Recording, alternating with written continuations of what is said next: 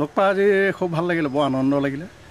তেখেতে সাবুতাবুতিকৈ ধৰিছে আৰু সেই হিচাপে আগতো লগ পোৱা আছিলে, এতিয়া প্ৰথমে লগ পাই মোক চিনি পালে আৰু চিনি পাই মানে ভালকৈ কথা বতৰা পাতিছে, সকলো খা খবৰ লৈছে আৰু ল'ৰাটোক খবৰ কৈছে যে মোৰ লগতে আছিলে, ইমান দিন থাকিলে, থাকি আহি পেলাই ফিল্ডত কিবা কামত আহিছিলে, অহাৰ পিছত যে আকৌ ঘূৰি যাবলৈ নাপালে আৰু সেইটো কাৰণে তেওঁ দুখ কৰিছে। সমস্যাটো এইখিনি অসমৰ যিখিনি জ্বলন্ত সমস্যা সেইখিনি সমাধান হোৱাটো আমি বাঞ্ছা কৰোঁ আৰু ভৱিষ্যতে যাতে সকলোৱে শান্তি সম্প্ৰীতি জীয়াই ৰাখক, সেইটো আমাৰ কামনা। আমি যি হেৰুৱালোঁ, যি পালোঁ, সেইখিনি আমাৰ দেশৰ কাৰণে আমাৰ সকলো ত্যাগ কৰিছোঁ বুলি আমি ভাবি লৈছোঁ। সেইটো আমাৰ এতিয়া যিটো আমাৰ যিখিনি আছে আমাৰ অন্তৰত বা আমাৰ বিবেকত, সেইখিনি সকলো জীয়াই আছে আমাৰ অন্তৰত। আমাৰ সকলো ফালৰ পৰা মানে সেইখিনি আমি সংগ্ৰামীমুখীয়ে হৈ আছোঁ, এতিয়াও আছেও মানে এতিয়া সকলো ফালৰ পৰা আমি চাই চিতি জীয়াই আছোঁ আৰু এইবাৰ আমাৰ উত্তৰপোত্ৰভাৱে আছিলোঁ, সম্পূৰ্ণ আছিলোঁ। আমাৰ পৰিয়ালবৰ্গ আমাৰ পূৰাই আছিলে আৰু এইখিনি হোৱাৰ কাৰণে আমাৰ বহুত মানে সমস্যা আমাৰ সমাধান হ'ব বুলি ভাবিছোঁ।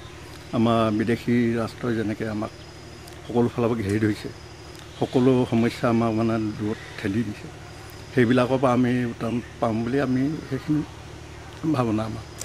সমাধানটো ৰাইজৰ বা দেশৰ সমস্যা যিখিনি জ্বলন্ত সমস্যা সেইখিনি সফল হওক বুলি আমি ভাবোঁ।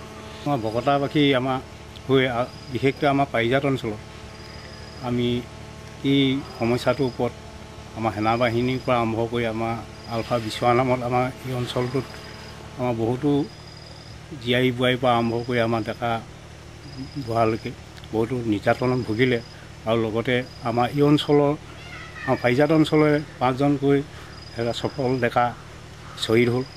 তাৰ কাৰণে আমি এনেকৈ আমি দুখ প্ৰকাশ কৰিছোঁ যদিও এক প্ৰকাৰ আমি ভালেই পাইছোঁ, আমি মানে গৌৰৱ অনুভৱ কৰিছোঁ।